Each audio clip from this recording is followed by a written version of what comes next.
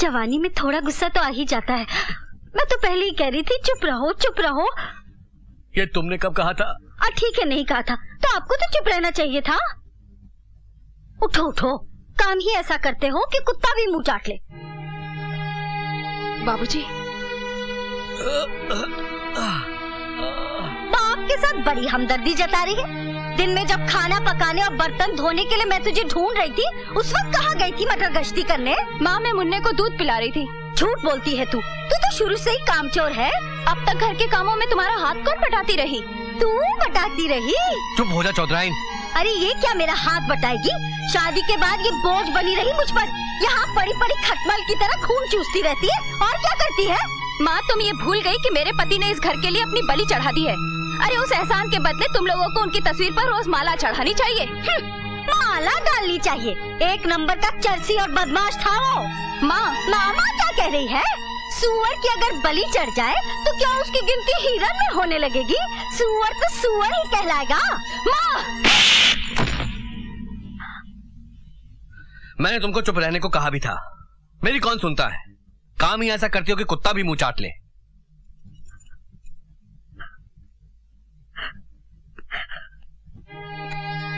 उठो, रो मत चौधराइन। कुत्ते आपस में रोटी के लिए झगड़ा करते हैं। आदमी तब झगड़ा करता है जब वो हार जाता है, लेकिन मैंने अभी हार नहीं मानी। मैं अपनी हारी हुई बाजी को जीत कर दिखला दूंगा चौधराइन। हाँ, गलतियां तो इंसान से हो ही जाती। मेरे परिवार वालों से भी गलतियां हुई हैं, सो उनकी तरफ से मैं माफी मांगता हूँ। माफी मांगने से क्या होगा? बिल्लू तो अभी तक जेल में है। वो आज रिहा हो जाएगा। मैंने अपना केस वापस ले लिया है। ये आपने बहुत अच्छा किया चौधरी साहब। हर साल की तरह इस साल भी दुर्गा पूजा धूमधाम से मनाएंगे।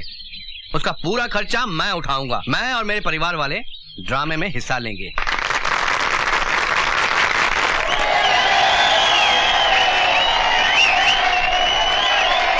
शांत शांत शांत। सज्जनों, चूंकि दुर्गा पूजा का समय आ गया है, आज हम द्रौपदी चीरहरण का ड्रामा प्रस्तुत करने जा रहे हैं।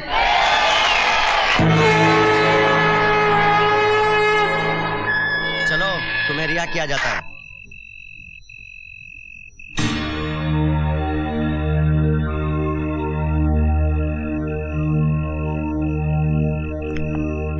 सर, वो जा रहा है, जरा उससे प्यार से बात कर लीजिए। तुम फिर वही राग अलापने लगे। सर, आप भूलिए मत कि आपका नाम भीष्म है और वो एक छक्का।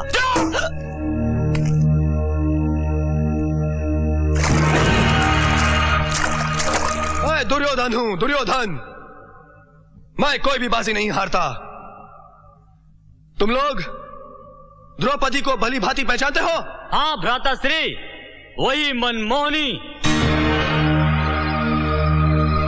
गजगामनी,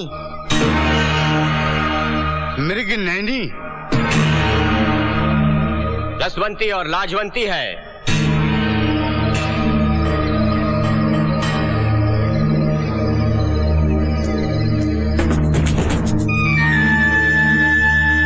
जाओ, उसी द्रौपदी को शीघ्र ही प्रस्तुत करो। जो आज्ञा भ्राताश्री। अन्याय, ये घोर अन्याय है महाराज। आपको कुछ दिखाई दे रहा है महारानी? महाराज, माँ को वैसे भी बेटे की बुराई दिखाई नहीं देती। मुझे भी कुछ दिखाई नहीं दे रहा है। दुशासन, तुम शिथिल क्यों पड़ गए हो? जाओ, आगे बढ़ो।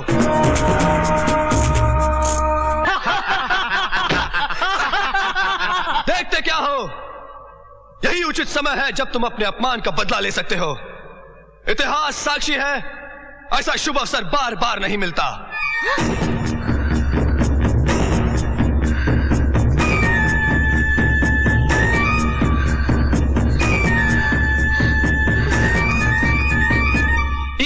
ये घोर अन्याय है।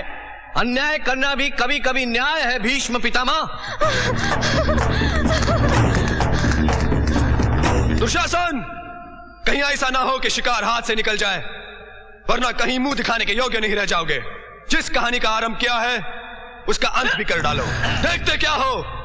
उसके लंबे केश पकड़ लो, झटका देकर जमीन पर गिरा दो। सब भूल जाओ, सिर्फ वो क्षण याद रखो जब अपमान की धधकती हुई ज्वाला में तुम जले थे।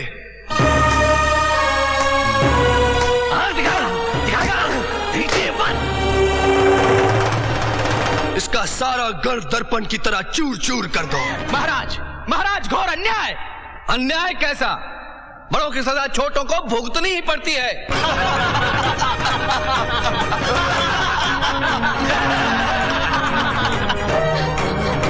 महाराज, महाराज, हस्तिनापुर की मर्यादा लुट गई।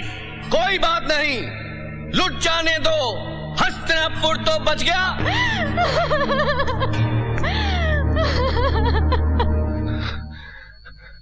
मैं उसका खून कर दूंगा।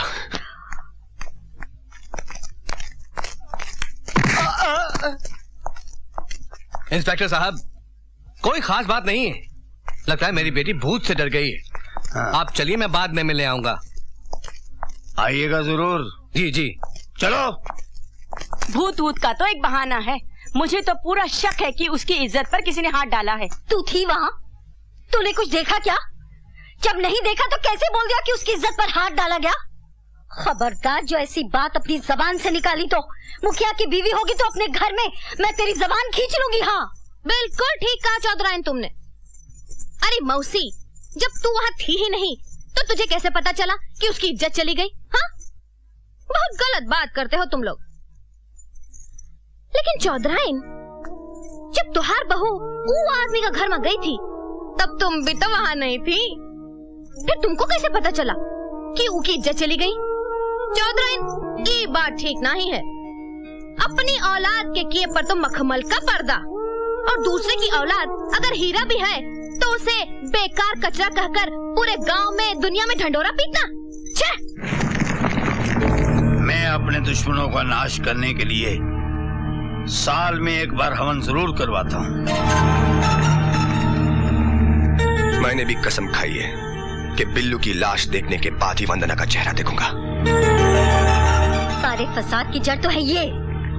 हर बात घूम फिर कर मुझ पर ही क्यों चली आती है? इसलिए कि तुम्हारा ही फैसला था, नाटक द्रौपदी चीरहरण करेंगे। हो गया ना चीरहरण, और रोल भी करेंगे अंधे धृतराष्ट्र का। मैं पूछती हूँ, कुछ करोगे या अंधे बने रहोगे? अरे कुछ करना है, इसलिए तो उनके पास आया हूँ। अरे ये क्या करेंगे? इनका तो हमसे ज्यादा बुरा हाल है। मेरा बुरा हाल है? वो कैसे? अरे मेरी बेटी का चीरहरण तो एक छक्के ने किया, मगर इनका चीरहरण तो एक 2 टके की छोकरी ने किया, वो भी पूरे गांव वालों के सामने, जबकि पुलिस की वर्दी भी पहने हुए थे। राम राम राम, उसने थप्पड़ भी मारा तो बहुत जोर का। मेरा नाम भी भीष्म है। उसी दिन मैंने भीष्म प्रतिज्ञा की कि मैं भी उससे बहुत ही भयानक बदला लूंगा। थानेदार साहब, बदला तो हमें भी लेना है उससे, और ऐसा बदला जिसमें आग भी होगी और धुआं भी। आप चिंता मत कीजिए। तो फिर आप बिल्लू की चिंता छोड़ दें, मैं उस साले को टपका डालूंगा। जब दुश्मन का बंटवारा हो ही गया तो जल्दी से उनका निपटारा भी कर देना चाहिए। वो साला छक्का है कहाँ? शाम को पूजा की छोटी बहन नेहा की मंगनी है, वो वहीं मटक रहा होगा। सर, आप भूल गए कि आपका नाम भीष्म है, और आप ये भी भूल गए कि महाभारत में भीष्म की मौत की वजह क्या थी। सर, भूल जाइए उस छक्के बिल्लू को और चलिए वापस थाने चलते हैं। सर साले, तू बिल्लू के बारे में तो ऐसा बोल रहा है जैसे वो एक छक्का नहीं, कोई सुपरिटेंडेंट ऑफ पुलिस है। चल उतार। नहीं सर। उतार। नहीं सर। उतार। सर, सर रुक जाइए सर। लगता है इनकी मौत का समय आ गया। ये कबाब में हड्डा कहाँ से आ गया? बंद करो ये सब। काहे को बंद करे? अरे शादी ब्याह में आदमी नाचेगा गाएगा नहीं तो क्या मातम करेगा? ए चंपा, चल बाजारी बजा। ज्यादा नाटक मत कर। मुझे मालूम है कि तू अंदर से क्या है और बाहर से क्या है। अब चल। देखो जी, धक्का मारो या मुक्का, जब तक कि पूजा दीदी मंदिर से नहीं आएगी हम कहीं नहीं जाने वाले। हाँ,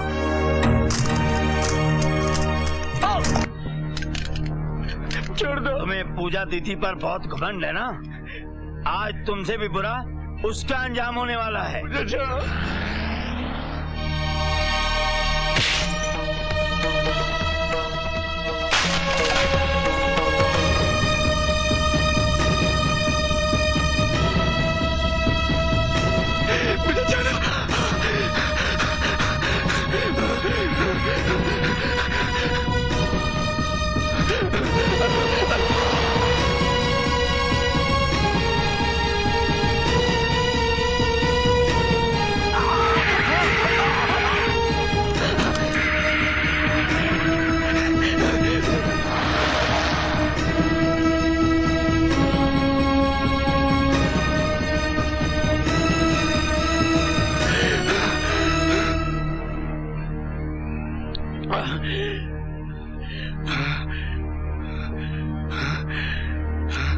मेरी शक्ल गौर से देख, यमराज से मिलती है।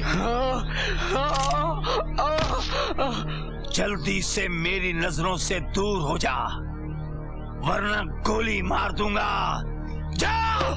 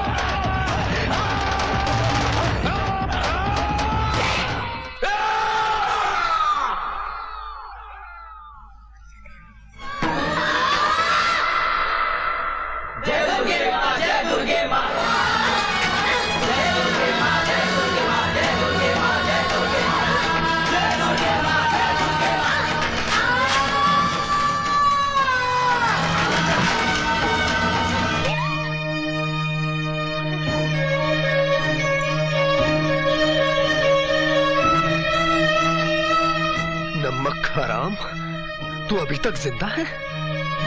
कमीने, इंस्पेक्टर से तो बच गया, लेकिन मुझसे नहीं बचेगा तू। जाने भी दो छोटे चौधरी, बात आगे मत बढ़ाओ, वरना ये गांव वाले कहेंगे कि आपके सामने नाचने वाला लौंडा आपका जीजा जी बन गया। हाँ।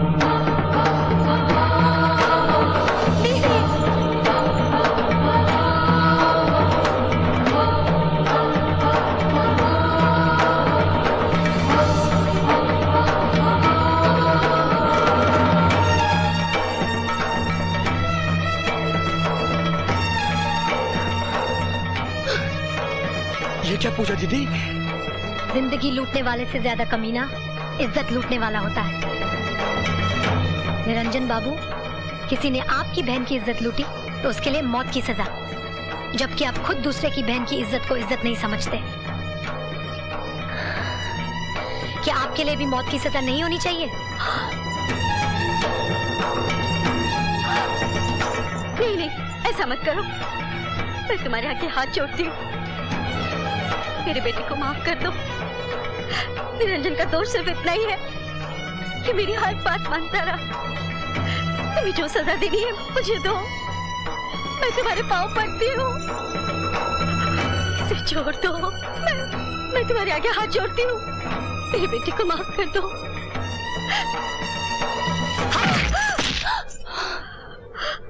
अब क्यों रो रही है? तू तो नागन है, तो फन मार कर खड़ी हो जा और डस ले मुझे, डस।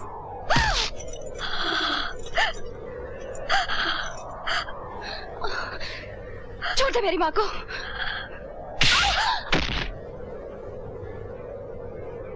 नहीं पूजा नहीं, हमें माफ कर दे, भगवान के लिए माफ कर दे। अब आंसू दिखा रही है? जब मुझे चिता पर लेटाकर तेल छिड़का जा रहा था, जब मेरी बहन को रखेल बनाने की बात की जा रही थी, उस वक्त कहाँ गए थे ये आंसू? कहाँ गई थी तेरी ममता? गिरगिट की तरह रंग बदलने वाली औरत।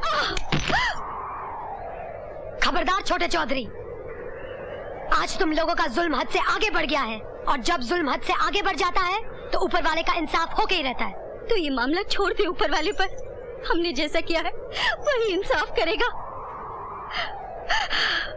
ये भी तेरी एक चाल है नागन, लेकिन मुझे ऊपर वाले पर पूरा भरोसा है कि वो सही इंसाफ करेगा, और जरूर करेगा। ये ले चौधरायन, अगर दम है तो उठा रिवॉल्वर और गोली मार दे मुझे। नहीं नहीं,